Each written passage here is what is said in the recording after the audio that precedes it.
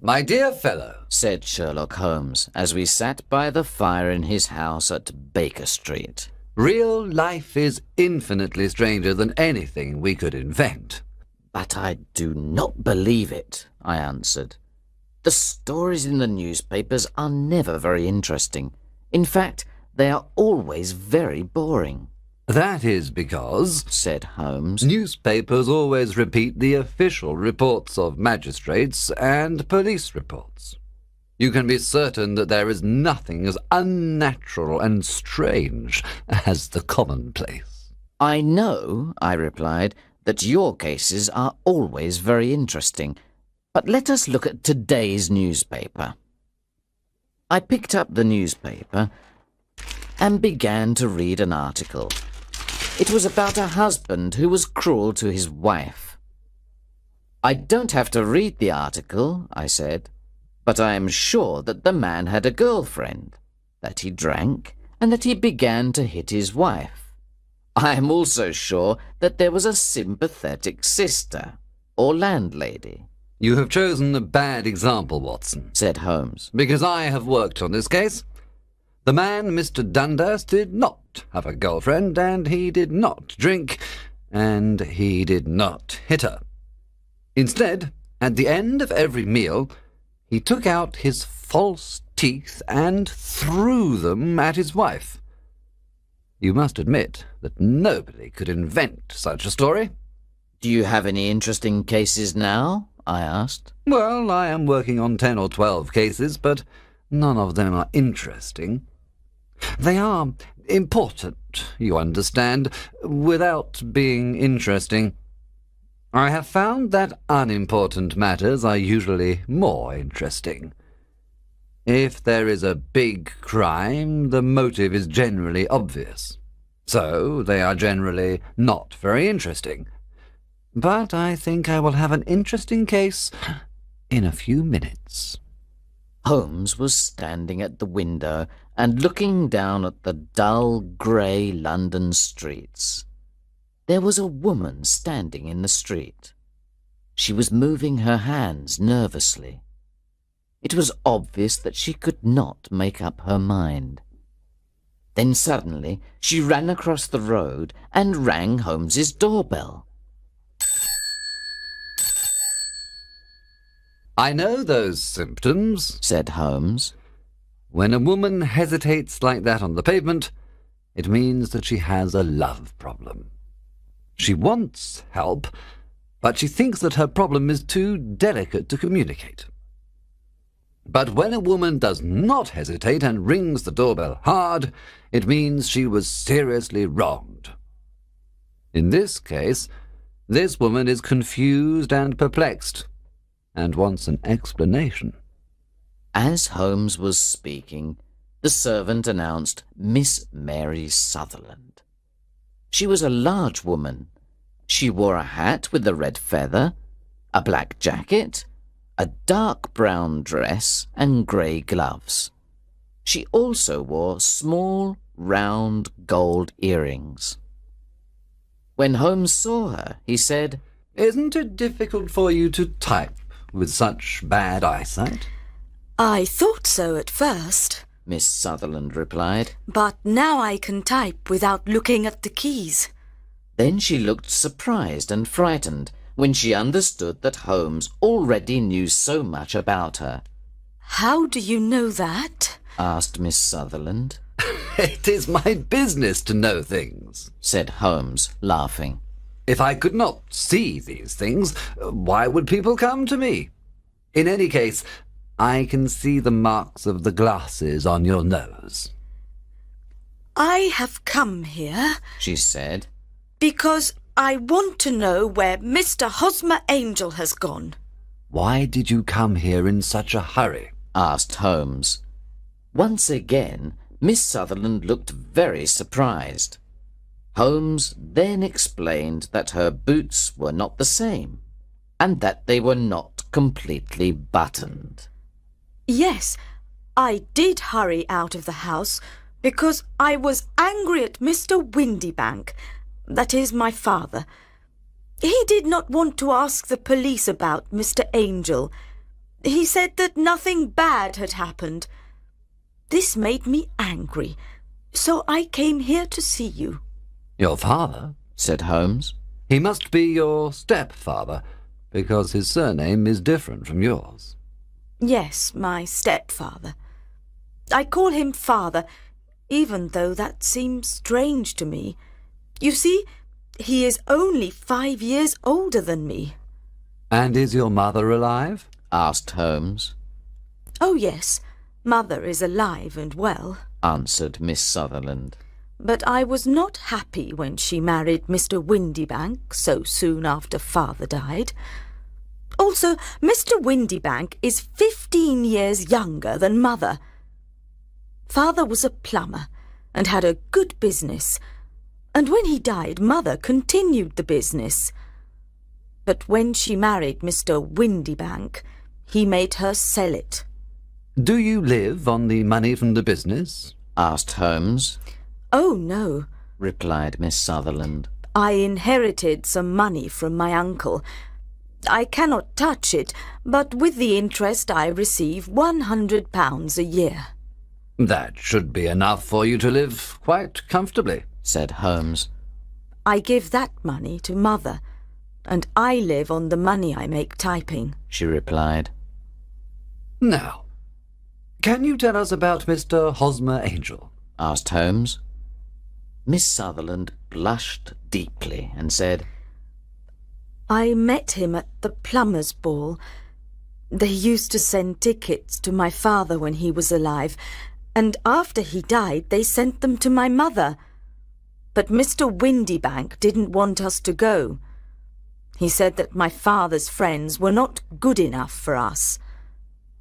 But the day of the ball, Mr. Windybank went to France on business, so mother and I went to the ball, and it was there I met Mr. Angel.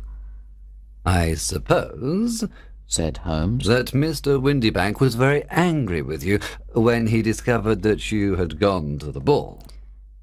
No, not very. replied Miss Sutherland. He said that it was impossible to stop a woman when she really wanted something. And did you see Mr. Hosmer after the ball? Asked Holmes. Yes, but he couldn't come to the house when father was there. Father didn't want anybody to come to the house. So Mr. Hosmer said, We should wait until your father goes to France before we see each other. In the meantime, we can write to each other every day.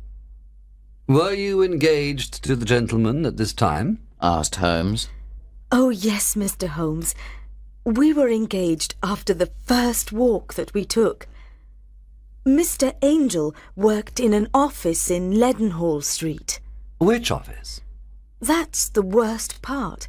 I don't know. Then where did you send your letters? To the Leadenhall Street post office where he got them. He said to me, The other workers in my office will make fun of me if they see my letters. I told him that I could type my letters like he did his, but he said, A typed letter comes from an impersonal machine and not from you. This shows how fond he was of me, Mr. Holmes, and the nice little things he thought of. It was most suggestive, said Holmes. I have always said that the little things are infinitely the most important. Can you remember any other little things about Mr. Hosmer Angel? He was a very shy man, Mr. Holmes. He always wanted to walk with me in the evening instead of during the day. He was very gentlemanly. Even his voice was gentle. He told me that he had had a bad infection of the tonsils when he was a child, so he had to whisper. He always wore elegant clothes. His eyes were weak, just like mine, and he wore dark glasses against the sun. Well, what happened when Mr. Windybank returned to France? Asked Holmes.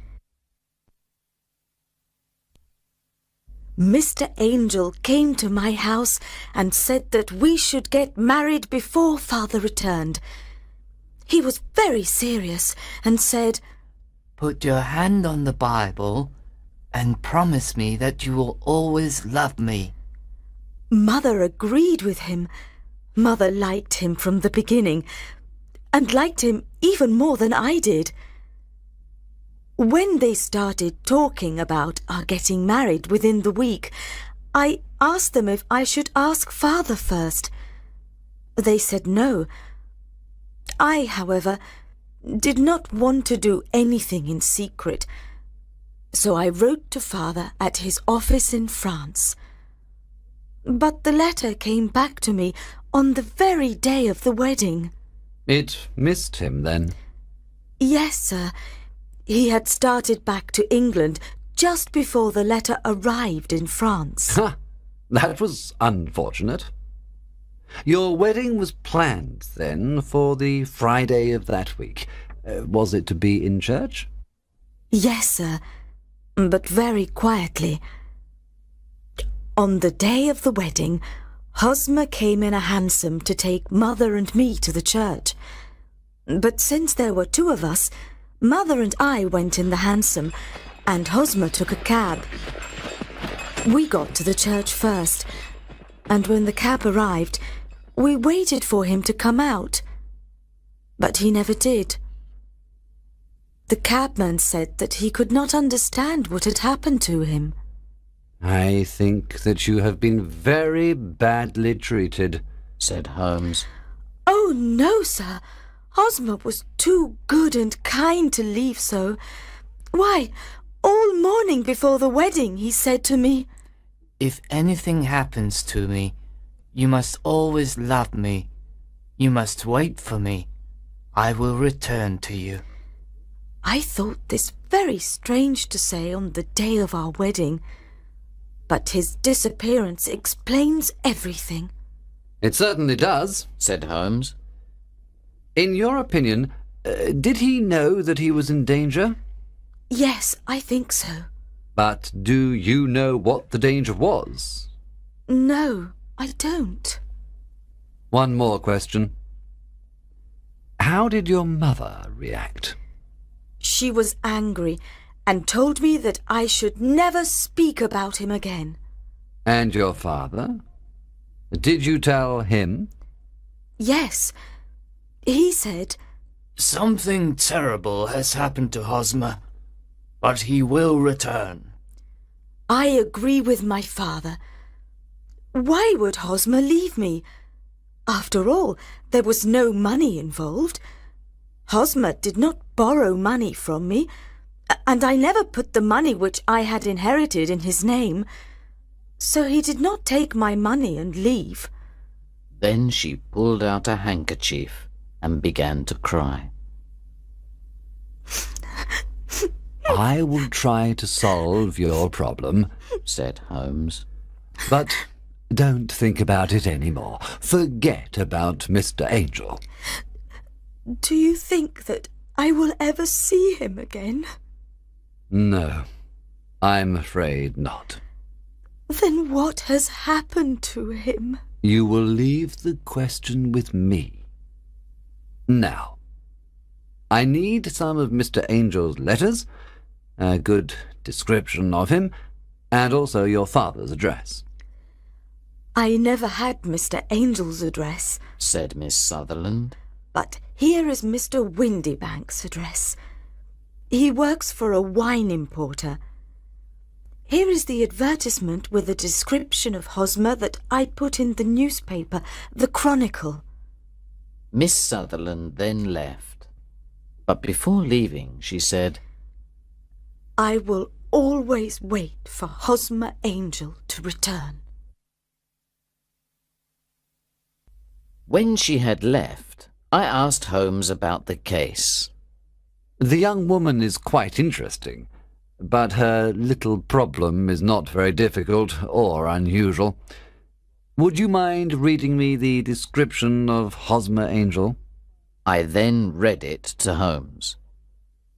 Missing, a gentleman called Hosmer Angel.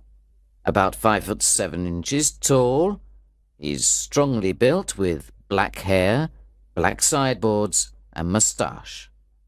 He's a little bald in the centre. He wears dark glasses, and he's got a speech defect. He has got a sallow complexion. He was wearing a black coat, black waistcoat, grey trousers, and brown boots.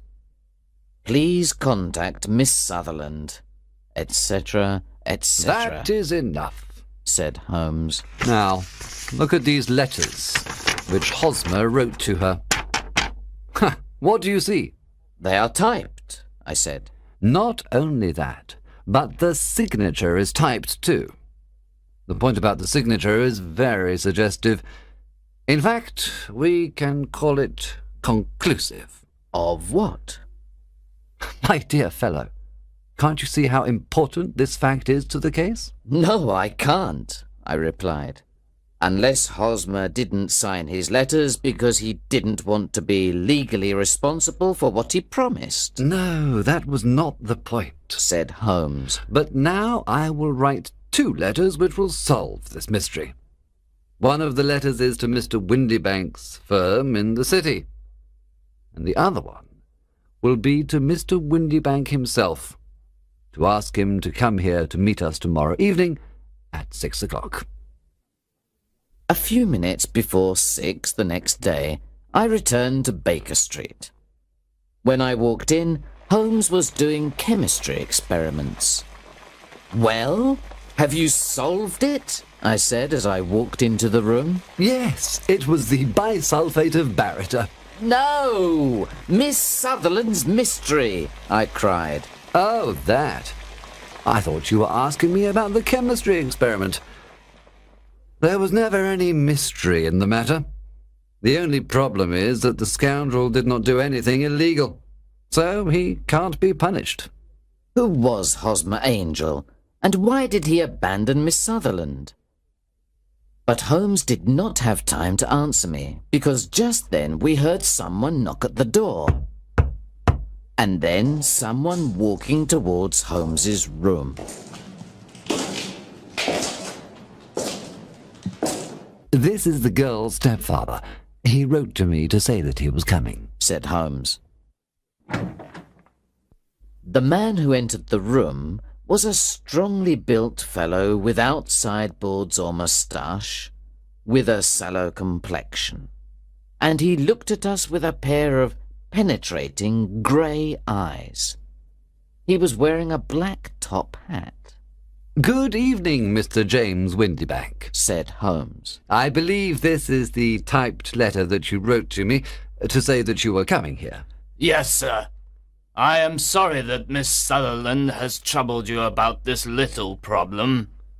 Also, I don't like other people knowing about our family misfortune. Anyway, I don't think that you will ever find this Hosmer Angel. On the contrary, said Holmes quietly, I am almost certain that I will find him. Mr. Windybank started violently and dropped his gloves. I am happy to hear that, he said. It is a curious thing, remarked Holmes, that a typewriter is just as distinctive as a man's handwriting.